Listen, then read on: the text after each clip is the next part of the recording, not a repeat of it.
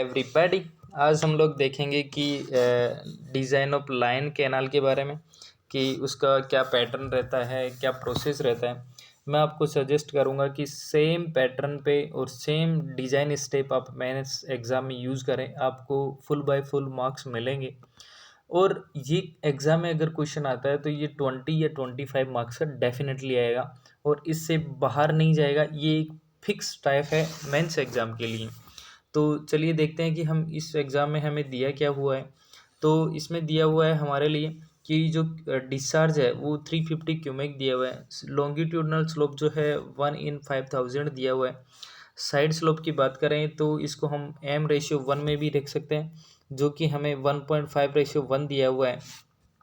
जो Manning coefficient है वो दिया हुआ है 0.014 और हमें दिया हुआ है जो वेलोसिटी है वो मैक्सिमम वेलोसिटी 2 मीटर प्रति सेकंड दिया हुआ है।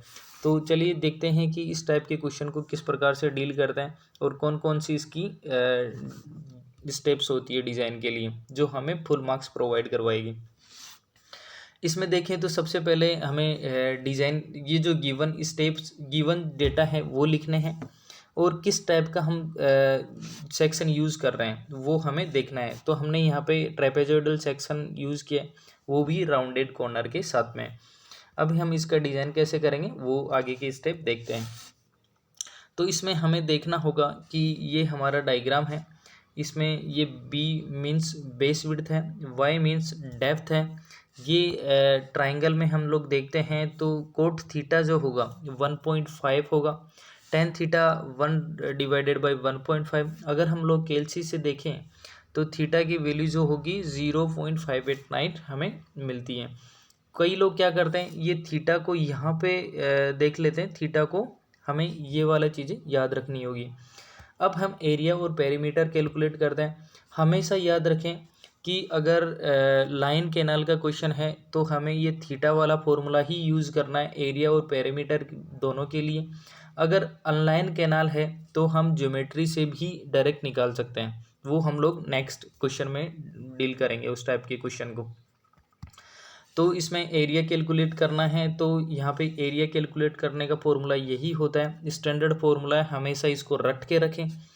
इसमें वैल्यू पुट करें थीटा की और कोट थीटा की, जो हमें ये मिली है। इसके बाद हमें फाइनल सॉल्यूशन एरिया का जो मिला है वो a = b + 2.089y और इंटू वाई ये मिला है। ठीक है। नेक्स्ट हम लोग देखते हैं कि पेरीमीटर कैसे कैलकुलेट किया जाता है।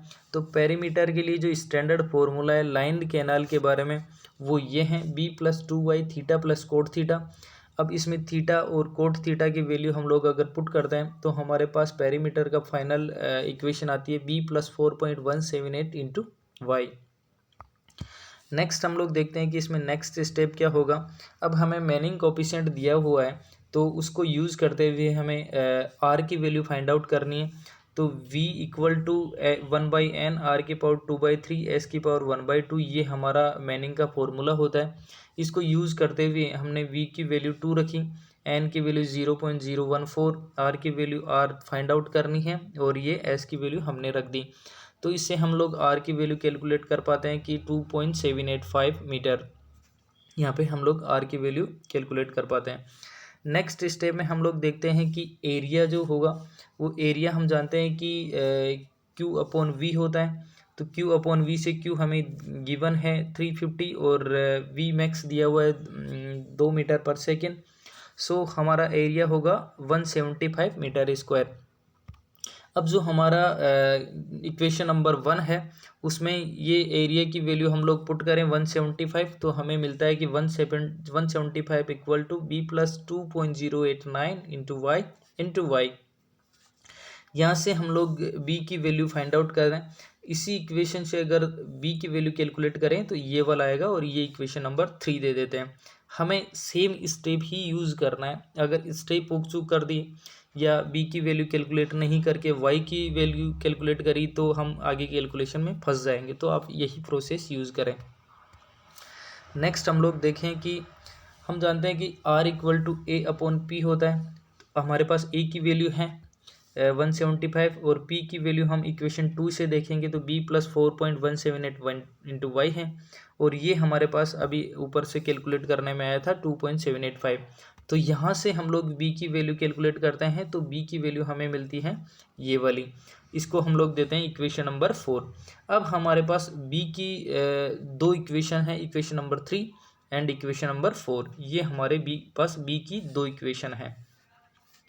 अब हम इक्वेशन नंबर 3 और 4 को सोल्व करते हैं तो हम b और y की वैल्यू कैलकुलेट कर पाएंगे। इसको सोल्व करने का भी एक पर्टिकुलर पैटर्न है, जैसे एक b तो हमारे पास ये है और एक b हमारे पास ये है जो इक्वेशन नंबर 4 है, दोनों को इक्वल कर दिया। अगर हमने इसको डायरेक्ट कैलकुलेटर में पुट कर दिया तो हमारे पास b ये y की केवल एक ही वैल्यू आएगी जो कि परफेक्ट आंसर नहीं होगी, ठीक है। तो हमें करना क्या होगा, इसको एक स्टेप आगे की तरफ और सोल्व करना होगा, उसके बाद में कैलकुलेटर में इक्वेशन के फॉर्म में पुट करें तो हमें y की वैल्यू मिलती है। तो हम उसको सिंप्लीफाई करके ये वाला फॉर्मेट बनाते हैं, इसको कैलकुलेटर में पुट करते हैं तो y की वैल्यू हमें 2 मिलती है 26.97 मीटर, जो कि बहुत ज़्यादा है, इसको हम लोग नेगलेक्ट कर देते हैं। और एक वैल्यू मिलती है हमें 3.105 मीटर, जिसको हम लोग अडोप्ट करते हैं हमारी कैलकुलेशन के लिए। जब हमें y की वैल्यू 3.015 मिली तो इस वैल्यू को हम इक्वेशन नंबर 3 में रखते हैं तो हमारे पास b की वैल्यू मिल जाती है। तो ये कंप्लीट हुआ design step of line canal. अगर आप इतना करते हैं तो आपको फुल बाय फुल मार्क्स मिलेंगे। मेरा मिशन इतना है कि आप डेली का एक टाइप का क्वेश्चन मेंस के लिए कंप्लीट करते चलें, और ऐसा करें कब तक, जब तक प्रीलिम्स के 30 दिन नहीं बच जाएं, यानी कि जस्ट बिफोर प्रीलिम्स 30 दिन हमें यूज़ करना है केवल प्रीलिम्स के लिए। तब तक हमें एक बार कम से कम मेंस के हर बड़े क्वेश्चन को डील कर लेना चाहिए, इतना हमें करना ही करना चाहिए, तभी हम लोग मेंस में अच्छा स्कोर कर पाएंगे। आई होप आपको अच्छा लगा होगा। आप इसको comment, like, share and subscribe कर सकते हैं। Thank you so much.